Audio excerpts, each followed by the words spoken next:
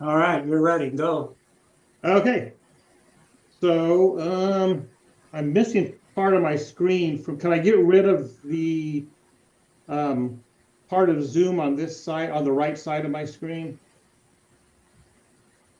Because I'm going to probably need that area. Sorry about that. You can No, probably that's, drag it. And I'm sorry. we see I your haven't done whole this. screen. On Yes, the there we go. Zoom at the top, there's a couple of different icons where you can kind of minimize it more. Okay. Uh, Yeah, I don't know how to describe it. there we go. Got it. Got it. Okay, you can see my screen. So I went ahead and separated the stars from the galaxy for this, because that's almost always what I do with my processing. Um, this image really didn't require it because the stars are very well behaved in this image, but I went ahead and did it because that's the way I usually do it. I do hyperstar, and so I need to be careful with my stars.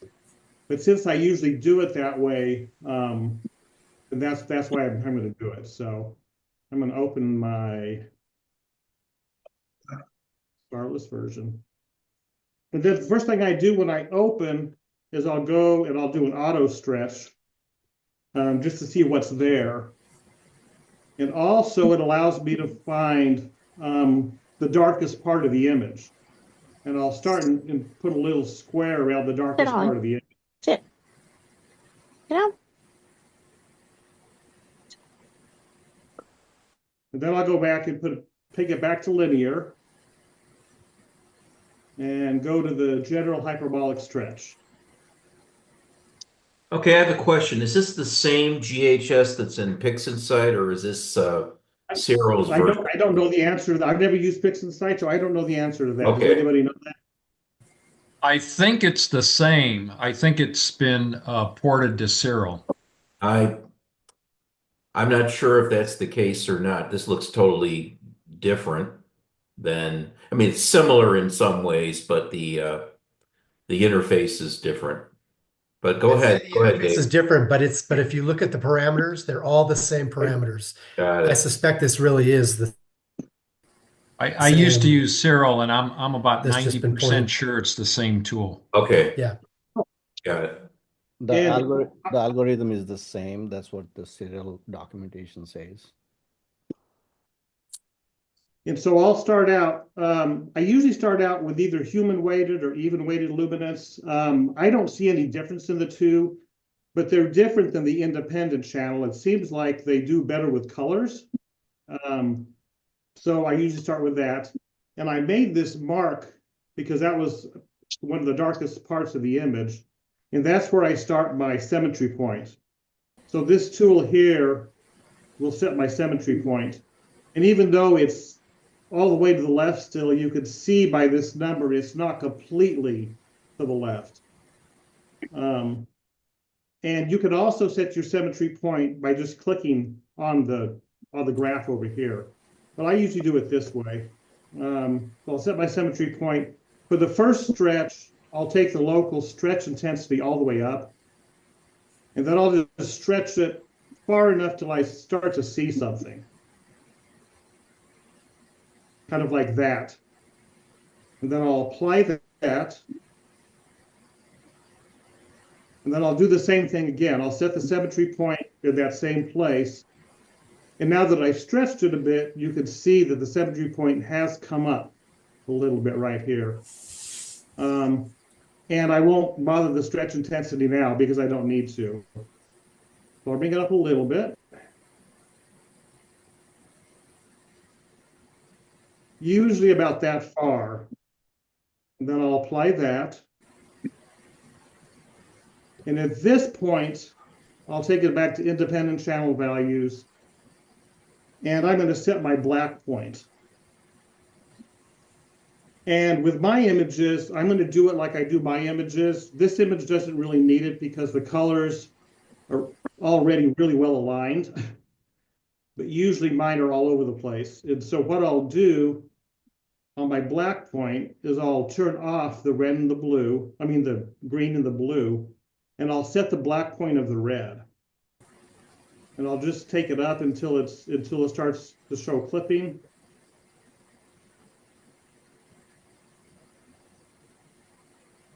And then I'll back it off until it's not clipping.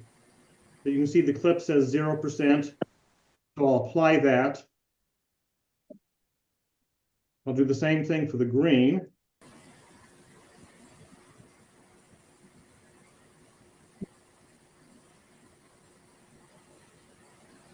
Apply that.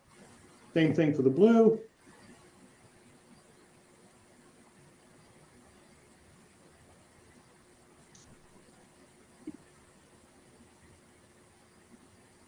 Apply that.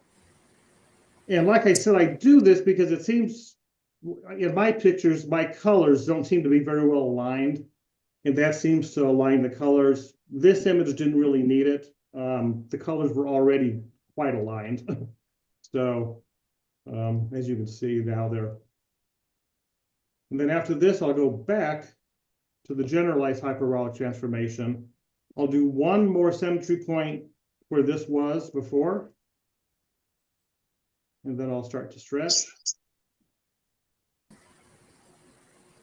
Probably about there. And I'm going to zoom in a little bit so we can see this a little better.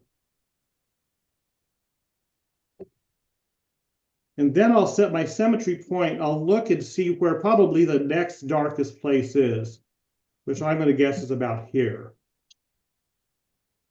And then I'll set my symmetry point. You can see it comes up a little farther here. And I'll start to stretch that.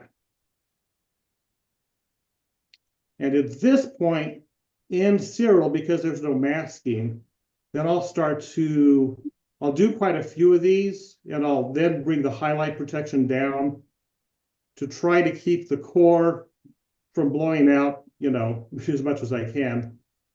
You can't set the highlight protection any farther than the symmetry point, because then it just flattens the line out again. So there's no reason to do that. So I'll keep the highlight about there. I'll apply that. I usually do a few, I don't do much at a time, just a little bit. Bring up the stretch a little bit, the highlight protection down a little bit.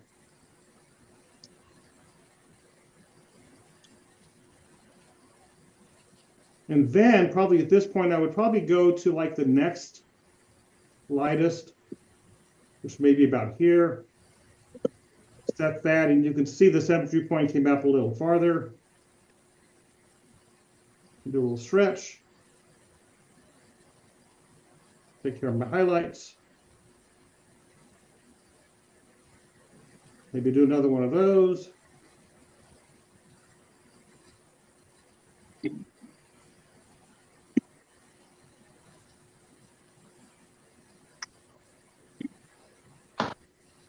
Like that. And then I'll try to go to a brighter part of the image, probably about right there. And that took the symmetry point almost to the halfway point. And now when I stretch it, you can see that overall it's going to dim it a little bit. So I'll do a small stretch, and then instead of the highlight, I'll bring it up a little bit on the shadows. Like that. Let me do another one of those.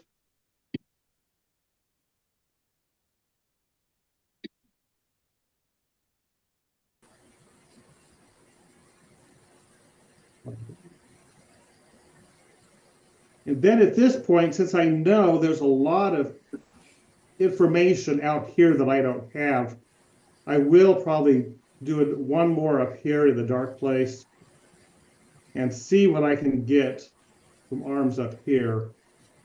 Of course, I'm going to start blowing out the center.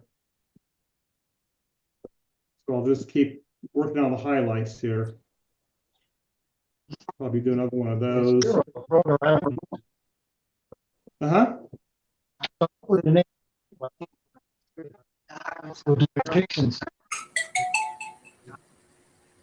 I'm sorry, I'm not hearing that. Am I supposed to be hearing that? I think everybody needs to mute except David. Then Oh, we won't okay. get that. So I'll do another stretch here. And then you have to make the decisions, how much of this stuff do you want out here, as opposed to how much you want to blow the core out.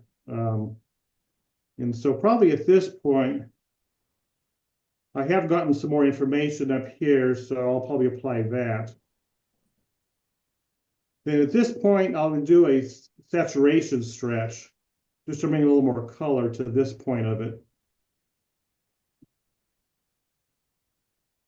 Like that.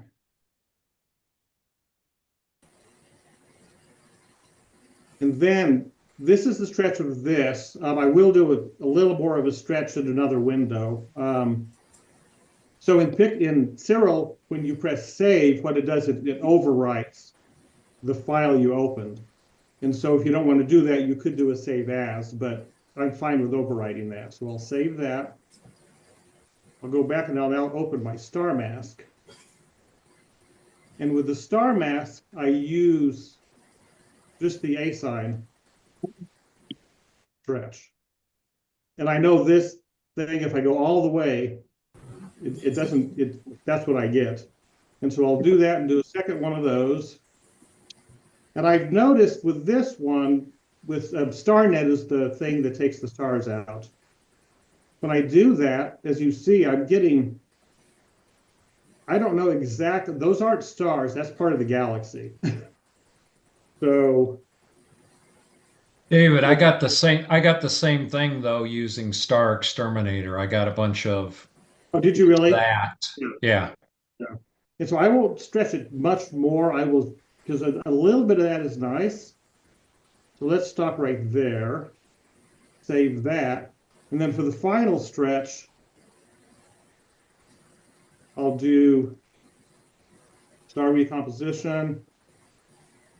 I'll load my starless image. I'll load the star mask. And then at this point, I may do another little stretch on the starless image. See what I think, maybe set the symmetry point for contrast purposes, like that. And I might stretch the stars a little more, but then it starts to look kind of crunchy. So I'll probably back that off again. And if you have too much, then you can just set the black point. I actually think the black point up a little bit is going to be nice. So apply that and apply that. And close. And then at this point, I probably crop it, but that's my stretching program, the way I do it.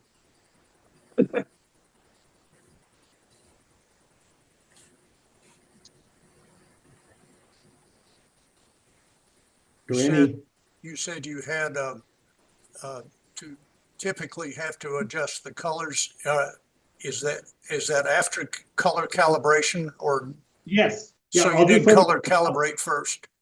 Yes, I do the photometric color calibration. That's the thing I do after any kind of background extraction. Okay. But even after that, my colors seem to be kind of not lined up at all.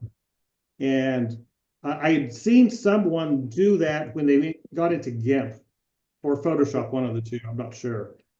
And I figured I've never seen anybody align the colors in the GHS like I do, but that seems to work. So if anybody has any opinions on that, that'd be great for me to know if that's something that works. David, do you align the colors the same way you align the black points there? I align the colors during my black point.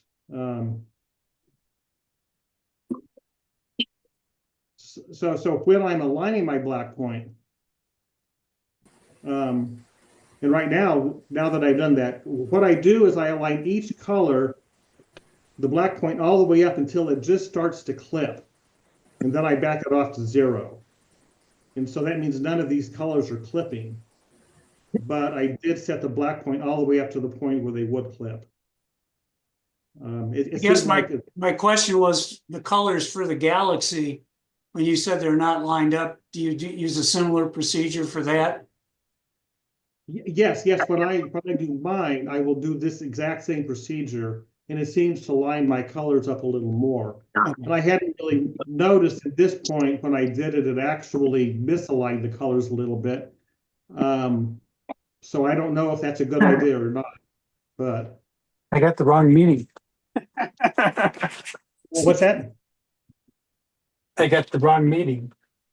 Oh, They can hear you. No, they can't. Yes, we can.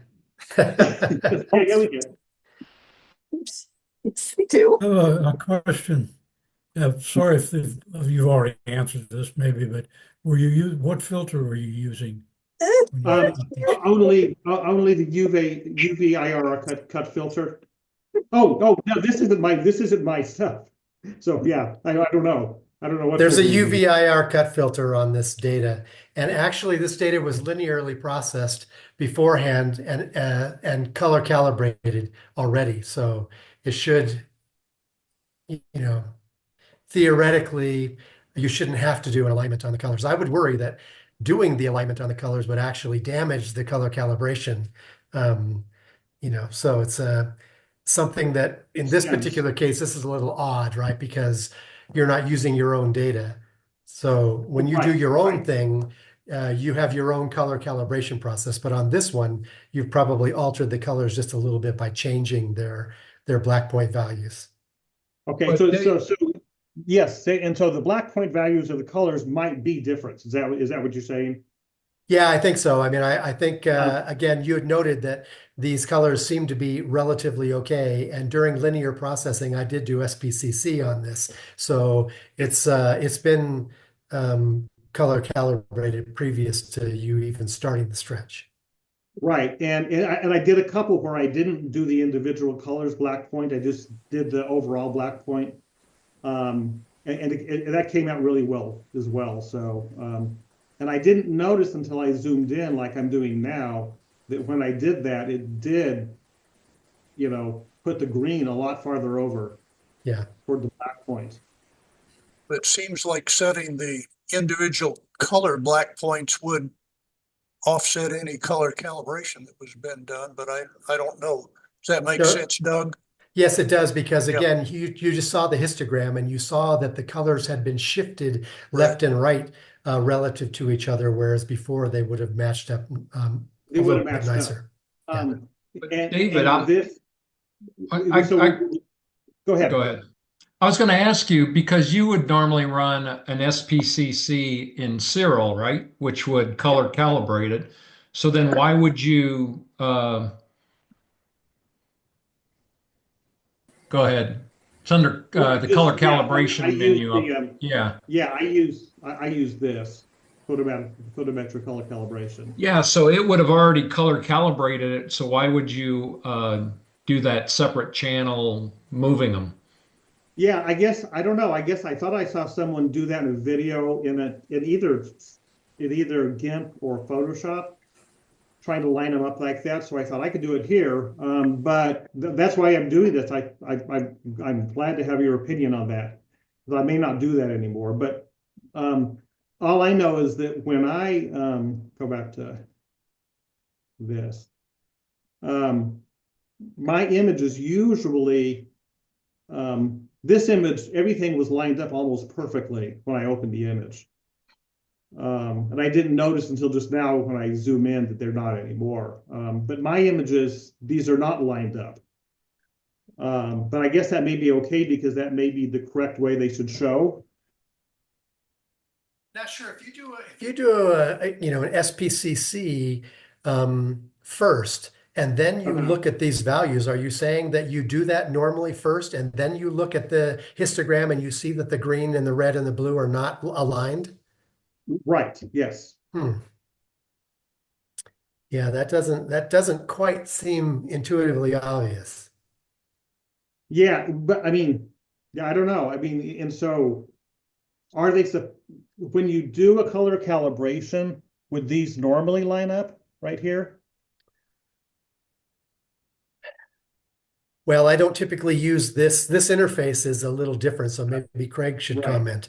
The SPCC interface shows you sort of your different filter values and there's a graph basically of the stars that they map the colors for and where they found the particular settings for the white and black points. And I guess I've never tried to look at the color histogram from that after that tool to see how they match. I just assume Right, that yeah, they match Gaia up, right. information is good.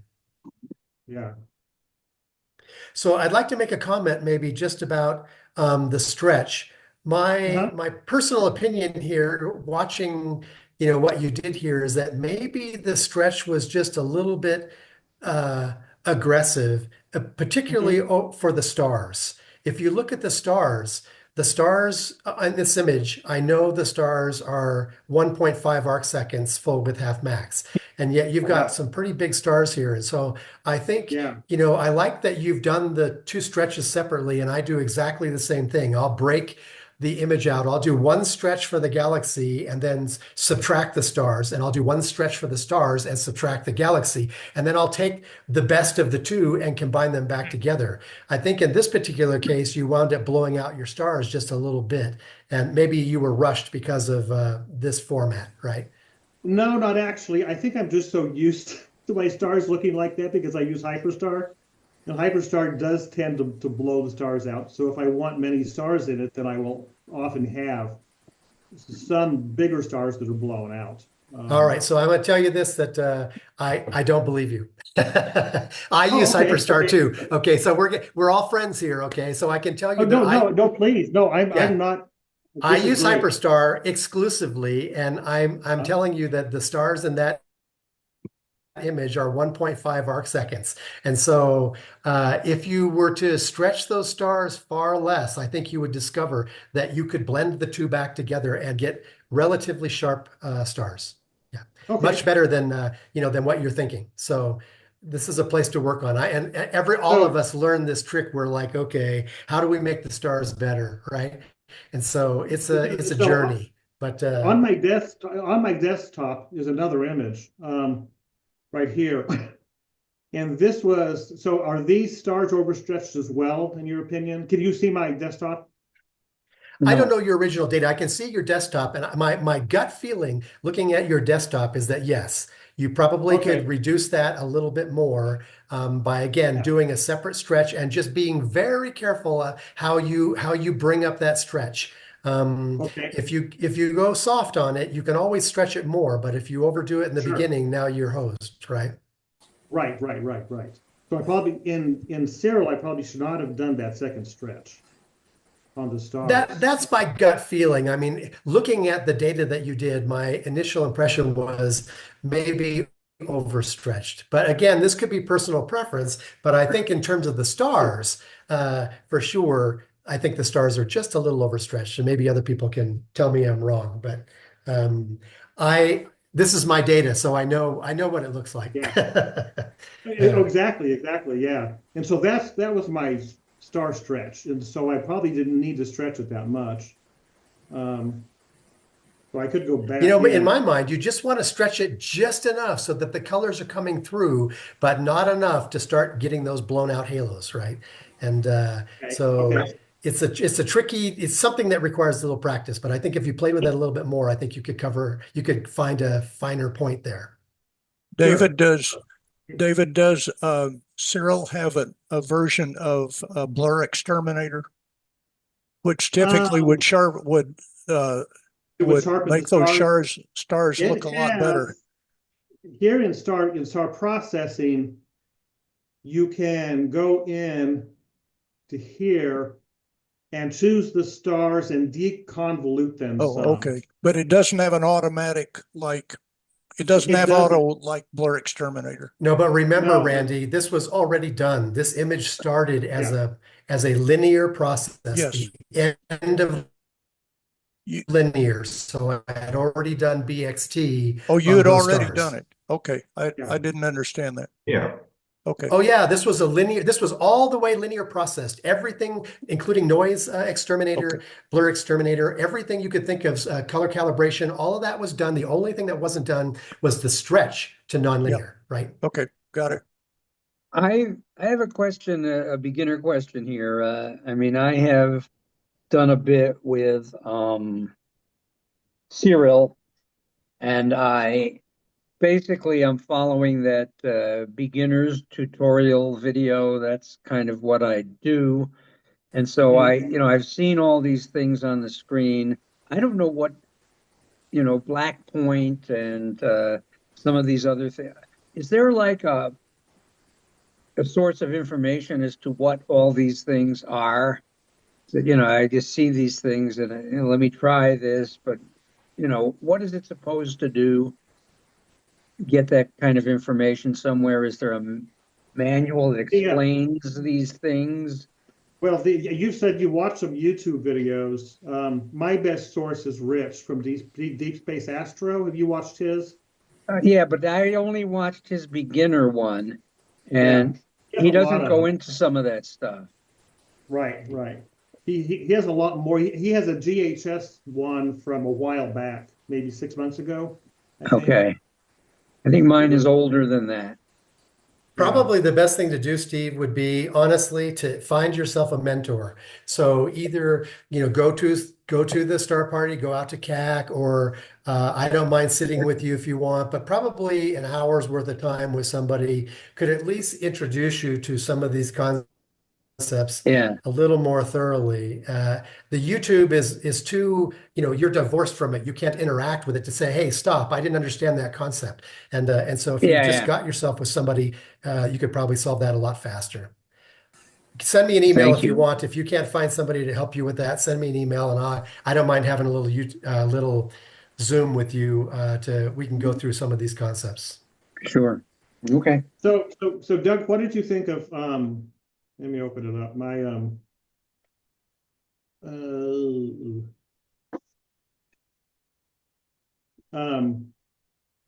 this stretch on the galaxy. Is that overdone too, do you think? My personal opinion, yes. I think Okay. that that's probably a little overstretched. What I could do at the end, let's see how the time slots go. And Sure. I played the game. I did a 4-minute stretch, okay, on this. So if I had 4 minutes left over in this meeting, I could go ahead and quickly ram through the stretch and show you what I think it looks like from a PixInsight perspective. Cyril's obviously the different interface, but Yeah. let's see how the meeting goes and how the Okay, other great. people who want to stretch do. Yeah. But yes, I think the answer is yes. I would probably stretch that a little less. A little less. Okay, cool. Thanks. How do I get rid of sharing my screen? The red, There we go. the red. Okay, David Stern, do you have anything to add? Yeah, I think I'm not familiar with GH. Obviously, it was an earlier version by Mike Cranfield, I assume, that was written for Cyril prior to the version for PixInsight coming out a couple years ago. There are some similarities there that I picked up on, and I do like the way you handled the core in the very beginning, and you didn't blow it out. However, when I think what happened was when you decided to do that final stretch at the end. It kind of blew it out. So Kind of blew it out. I just trying to get more of that. yeah, And if I took this into GIMP, I would often just take the star list into GIMP yeah, and do curves a little bit, and that could help a little. That helps a little bit. yeah. And then the other thing I was going to mention was the are you able to measure the RGB values that are being put out by clicking on the screen in Zero? Because I know in PixInsight it does have a little there thing. I think I've seen people do that. I don't know how to do that. Yeah. But I think it's possible. Yeah, if you could, I do that all the time when I'm using GHS, especially in a galaxy like this that has a really bright core. I'm constantly clicking on it to measure as I do a gradual stretch in increments typically. I'm measuring that core to make sure I'm not going above 9. Anytime I start going above 9, for like the red channel, for example, which is typically affected, it's once you blow out that data, it's blown out. You can't recover the details. So I like the way you use shadows in it as well, because that's a technique that I use when I've done this image as well. Just you kind of, you set your symmetry point so that you're setting it on something that's a little bit brighter in the image, something that's either at the core or close to the core. And then you can reveal all the details around the core and kind of tone it down, and then use your shadows to bring it up for the other parts of the image so you don't lose that detail on the outer edges of that galaxy, like the spiral Okay. arc. And that I like the way you did that because that's the same technique that I use all the time. And it was hard for me to see in your version of GHS, but when I looked at the image after I reset the stretch that was left when Doug had sent the image over, I just reset it. I looked at the histogram. It was snap dab right in the middle of the screen. So when it was in the middle of the screen like that, when I see that, that means I'm losing a lot of detail unless I move that histogram to the left. And if we have some time, I could show everyone how I do that. But what you want to do is look at that histogram, get into a linear mode and bring it down to the left so you don't lose the detail. Because if you start when it's right in the middle, you're going to have more of a chance to blow that core out. Because you have a lot of empty space to the left of the histogram. Because the left is all the dark information, then you have the midtones, and then you have the light tones on the right. And So I when couldn't I see how you could do that in that version, but in the one with PixInsight, it's fairly easy to do. So when I set my black point to bring everything to the left, is that not the same thing? It is. Like, Actually, it's exactly the same thing. It's just done Okay. differently in the PixInsight version. Yeah. All right, let's move on. And I think is Deb Mohan ready to share your screen, Deb? Sure. Okay. If you'd like to go ahead and start and show us GHS in PixInsight, and Yeah. David will comment. Okay. I think I may have to give permissions because I'm on the Mac and I'm trying to share it. It'll say open system settings and then rejoin maybe. Unless you can already see my screen. Oh, I'll have to do that.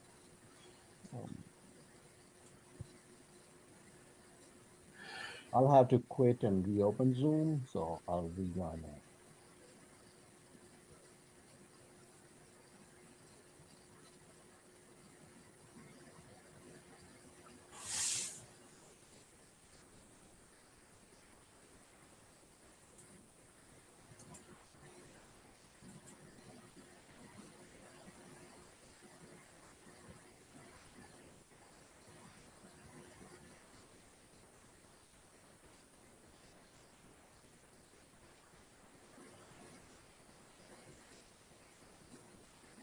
Are you still with us? Yes, I'm here. I had to rejoin because to share my desktop, I have to make sure that I install Zoom again. Yeah. Do you see my screen? Yes. Well, we see your desktop. Yeah. Awesome. You should be seeing my PixInsight screen, right? Could you speak a little louder or speak closer to the microphone so we can hear you better? Yeah, do you see my PixInsight application? Yes. Awesome. All right. I'm just gonna reset. Out hearing you all guys and wonderful. Thank you very much. I mean, I've used Cyril in the past, but moved to PixInsight for obvious reasons. There's a lot of data information out there. Learn from all the gurus out there, you all guys, and I get a lot of feedback on groups.io. Thank you all. So I did do some stretch on this image earlier, but I'm going to, after we talk about this, Greg, I think, Doug, you said that you already did the SPCC, and I did look into it again. Yeah, the data is already there. Like you have already done all of this stuff. So, but nonetheless, I did some work in there. just to check, and I've just done a star estimate there as well. I'm gonna go and try do the GHS the way I usually do. It depends on what my image is like, and this one, as you can see, Instagram is actually when we zoom in, it just moves it to way out there. So I'm gonna do the little bit of a linear on this, and then move the black point a little closer, and bring it out and see how far much I can get. Usually I have the um, uh, preview open, so I'm gonna put it there. And now I'm gonna reset. Let's get reset. Big my pointer on there. And start stretching a little bit. Usually goes in here, so I can see the graph a little bit. And right about there. Set that there. And let's apply. Looks okay to me. So that's one there. And then I'm gonna try and do some more of this stretch. And right about there. Maybe somewhere around there. That should be good. So I'm kind of around this time when I start to play around a little bit more by moving my symmetry pointer into the end, um, and then stretch it a little bit. And this is when I actually go and start doing the highlights, like protect the highlights a little bit, and then move it there, put some there and there. Sometimes I will go and see the highlight point from here, like fine tuning it, but I'm not going to go down deep in that rabbit hole right now because then I'm looking at the image, like different parts of the image, zooming in and looking at it, and like you all talked about, like I'll see like what the numbers look like and it's stretch in, and so usually I'll go around and look at that. So you see the red's gone close to 8 out there from the greens. So this gives me an idea, and then the background's blowing out a little bit. So a lot of this thing also can be controlled later on in my color calibration. So not color calibration, sorry, in like when I go and do the curves or whatever, I can control the background a little bit. So, but then my objective usually is to try and get as much data I can see nowadays. I mean, I've learned this from everybody else that first focus on how much of the data you can see with it. So let's go a little bit more on that. And, maybe I'll go a little bit more there. Apply. And kind of looks okay to me. I'm going to do a little bit of a linear here right now again, and then try and bring this a little closer.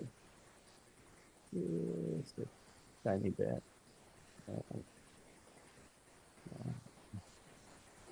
One thing I might suggest is if you click your mouse on the core area, right in the middle of the core, and let's see what the values are. There. Yeah, they look pretty good.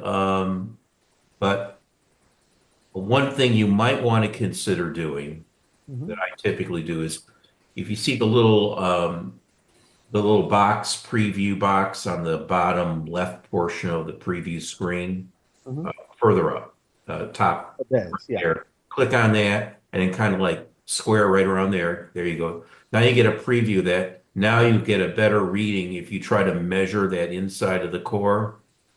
Yeah, that's Yeah, about see how it's above 9 now? Yeah. That's because we kind of blew it out that section. What I would recommend you do is set your symmetry point for that point right now. Okay. Then do a stretch, and you'll tone it down a little bit. Yeah. Then try to do a stretch, gradual stretch.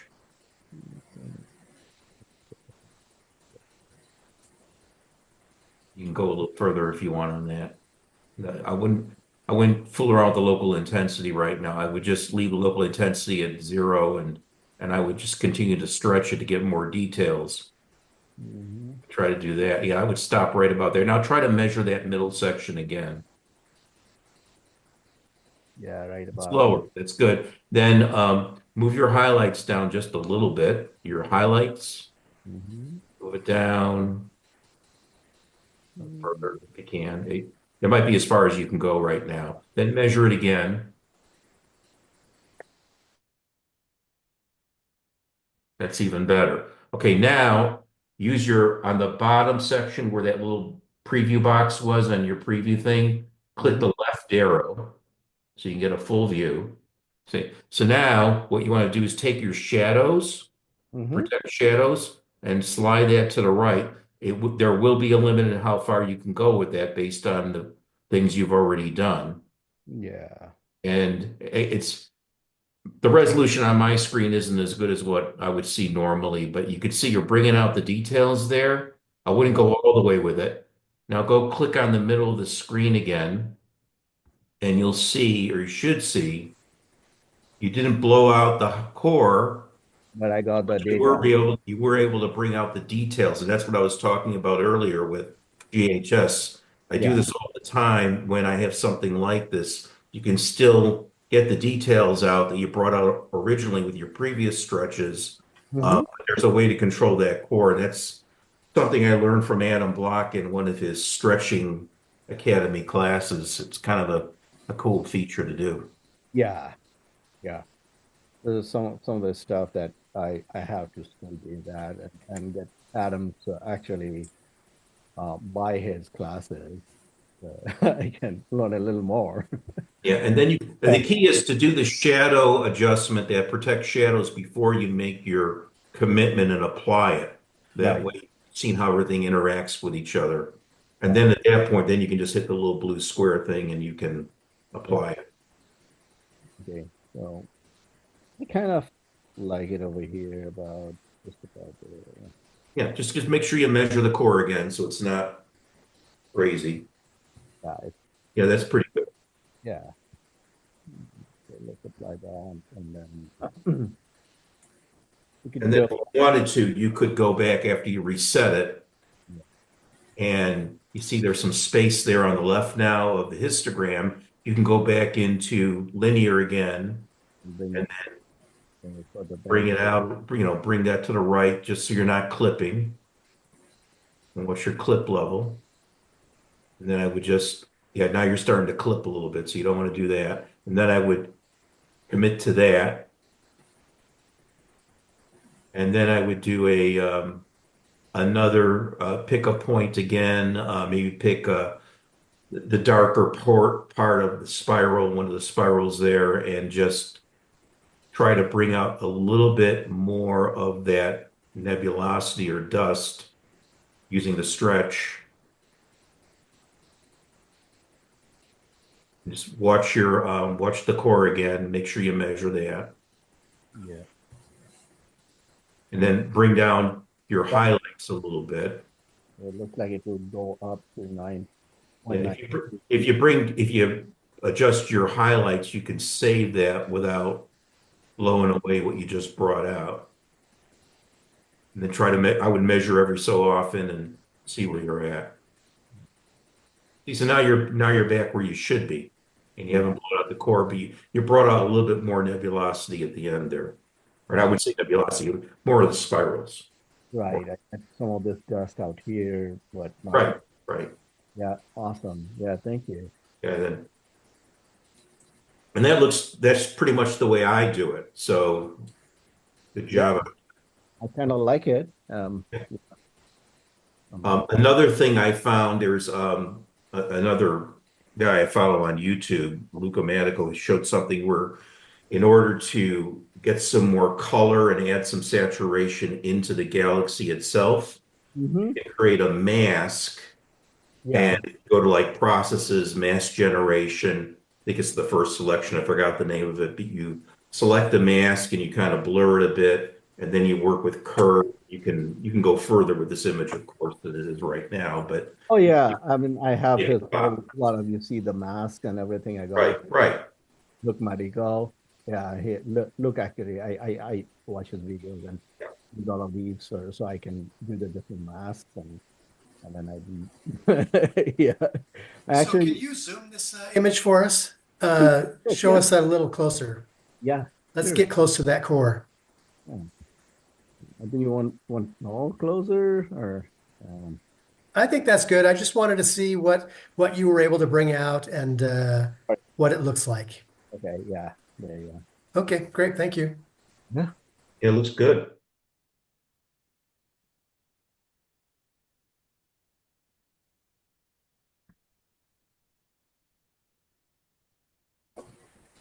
Yeah, and thank you for walking me through. Yeah, I actually learned new stuff today, which is especially based on the course. There's some old data I'll be going back to from my galaxy. Yeah, cores are always fun. Yeah, it's usually very hard to do actually. I mean, I'm going to pull up. But this is what like as a practice I was doing, but the UC is still my core is not that good. Mhm. This is like, I mean, it will be, it's still blown, right? I mean, but this is what I did before, like just a play while when, you know, sent me the image, so I played it on it there. But this seems to be a lot better, and I like the way this data shows up here, especially right in the middle. Hey, when you mask it and you gradually add saturation and curves, Yeah, you do little bits at a time, it becomes nice and rich and right, colorful right in that center core. right, And you just gradually bring it out and then maybe do like an RGB curves adjustment just to do some final adjustments and make it pop a little bit, get some more dimension into the galaxy. right, right. I'm going to actually play around with this, and I'll post it on group chat for feedback from you know. Yeah, uh, I like to play, and this is new data for me. For the stars, usually what I do is I do a separate star set, and it's a square, and generally I'll throw it in. Yeah, I don't know. You all might have used this the star set. I don't go crazy up to five and stay That's there. SETI Astro stretch. Yeah, Yeah, that works pretty well.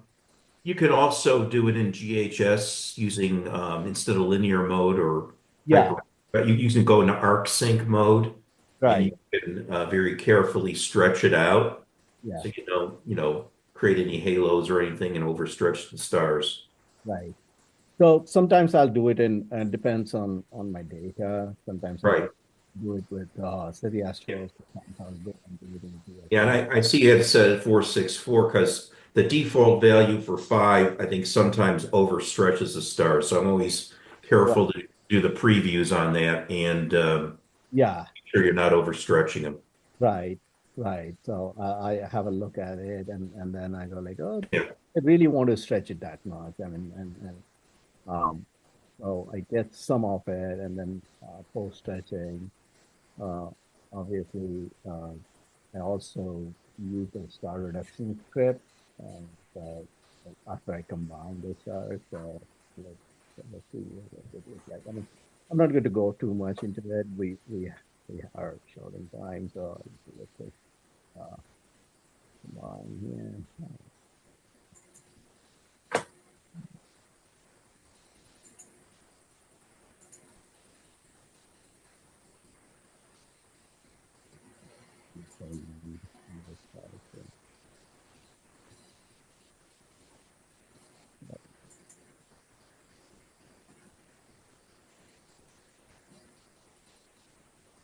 So depending on what the size look like,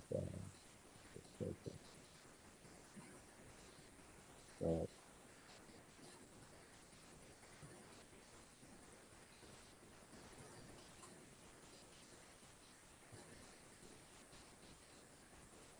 I might actually on this one, I might do a little bit of a star reduction, not too crazy, but I do a little bit.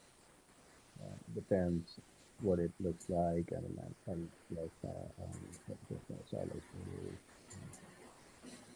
and then if I want to protect the tiny stars, I'll do that. Sometimes I don't. It depends. And I'll start usually with one a value of one, and then see how it looks like. If I feel good about it, and I'm okay, that looks nice, or do I go a little more aggressive? So it reduces the size, and it kind of gives me a little better control over the stars. So look around what they look like. Yeah, I use the same script as well. Star reduction works really well. Yeah, And kind you of like also initialize the small star protection as well. yeah. Right now I did not do that, but yeah, it actually helps a little bit with the pink little stars out there. Yeah.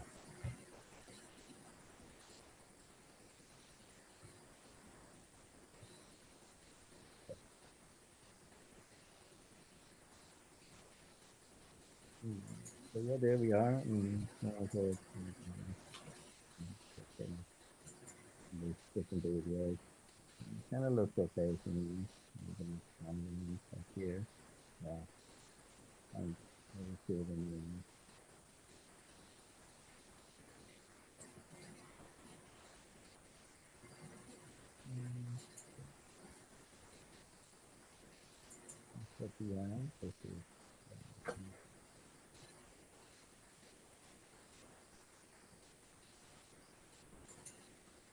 yeah, so yeah, thank you. I mean, I really appreciate that. Understanding that without any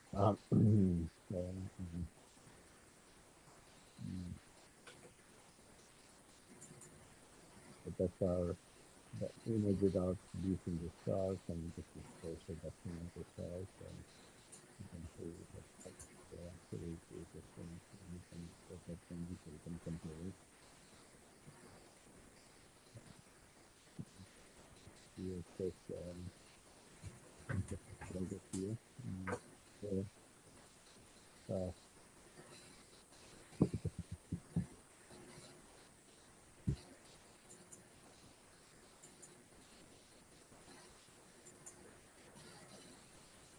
any more tips? I'll really take that.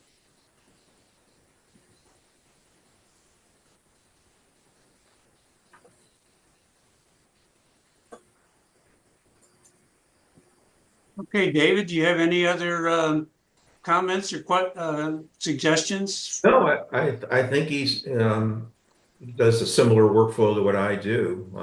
Looks really good. Yeah, the main thing I wanted to make sure was he was taking care of that core to not blow it out, and he did a good job of that. So I think it looks really good. He has the details of the spiral arms, and I think with further processing and some color adjustments, it'll look really nice. Yeah, for colors and all, like I mean, it's in the materials I use math scripts and that's pretty nice, and then I'll generate the different masks depends on what I want and what to work on, and this is just quick math for. But yeah, you can. I don't really recollect where I downloaded them from, but it's on Luke's YouTube video. Um, you'll find them the different maps, and um, I'll look for it. Maybe I'll post it in GoFile or somebody see it. And so depending on like I mean how what kind of mapping that I want to do, I can go in a little bit and then go in there to get a little blur on it, and then apply the mask and start working on the um, curves, etc. So it doesn't just go and work out. So, It's a little bit, but it takes a lot of patience like that about here. Like, I've had success with the range selection mask in PixInsight, the process, right. and you could just pretty much focus and mask out the galaxy and the core, and and just do a basic curves color saturation adjustment to bring the colors in. It's a little more straightforward, and it also gives you the ability to blur the mask so you don't have any harshness when you're Yeah. adjusting the colors. Right. I did the range selection. I think you had commented on one of my pictures in group IO, and then we just using range selection. And this was the image where I actually did my the range selection for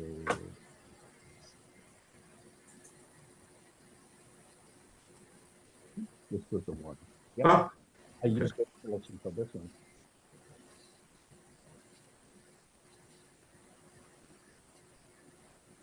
Okay, well, I think we're past an hour here, so Let me stop. we can stop at this point. I think we've got a pretty good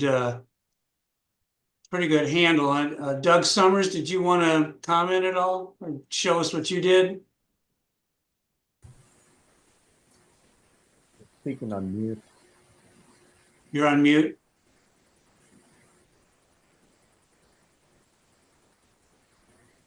Oh, sorry, I was muted. I'm willing to share a quick stretch of this. 4 minutes is probably what it's going to take me to do it. I practiced this, and it might give people sort of another simplistic look at what this looks like. If you're willing to do that, I'll do it. If you guys want to pass, I'm not offended. Do it quick. Okay.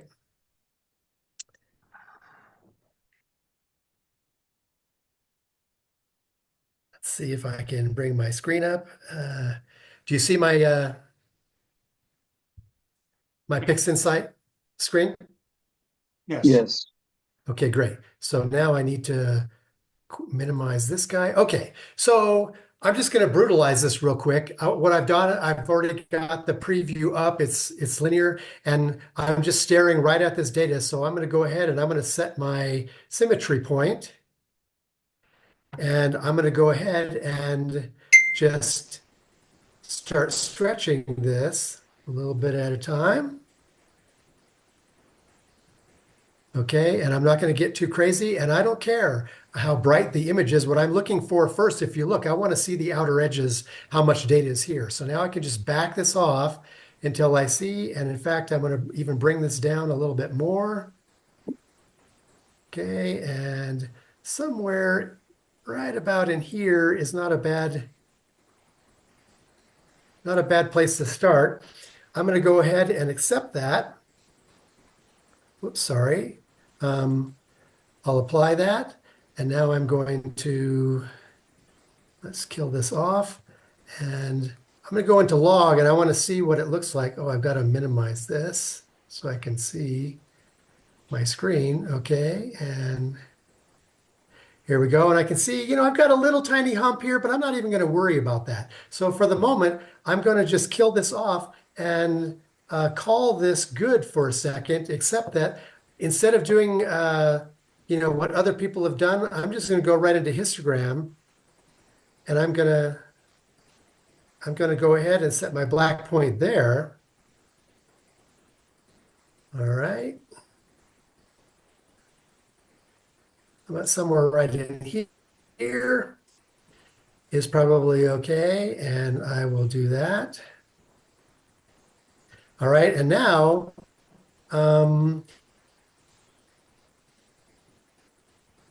if I wanted to, I could go into curves and I could play around with this a little bit. So if I thought the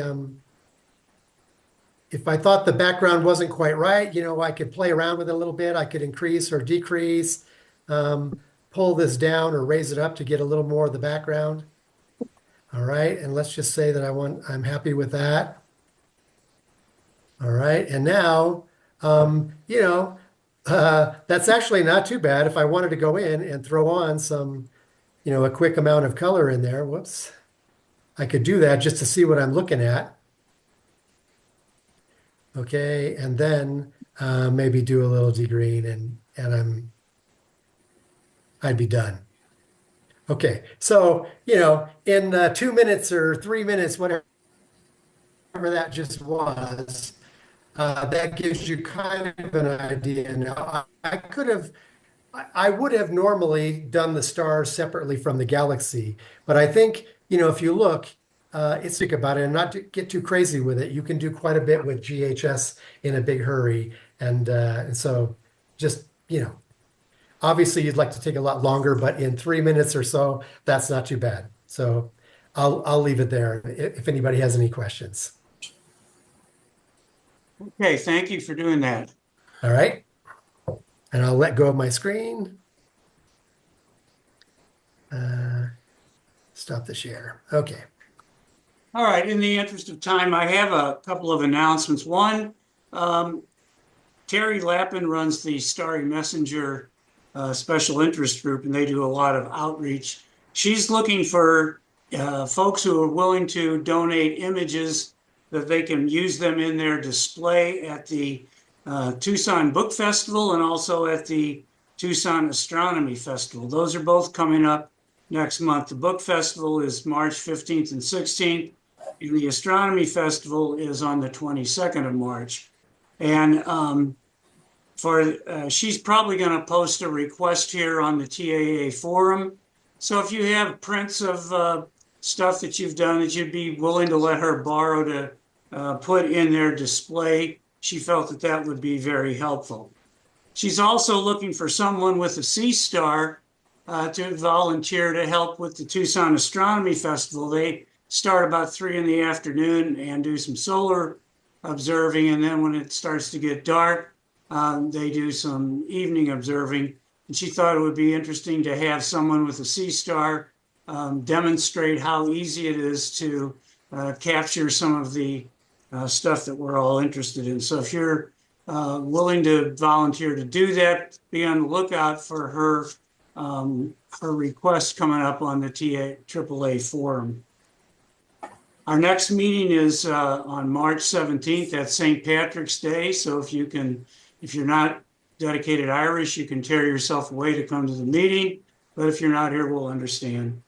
And again, if you have images that you'd like to share with other members of the group through the TAAA Desert Sky Bulletin, just send those to me, and they should be 10 megabytes or less. If you want to share all your images, just tell me that. And then if you put it on our forum, I'll consider that as permission to use your image. So thank you for your attention. I'll try to have this meeting recorded. I have it recorded, and I'll try to have it up and available for review in a day or so. Thanks, everyone. It was really interesting.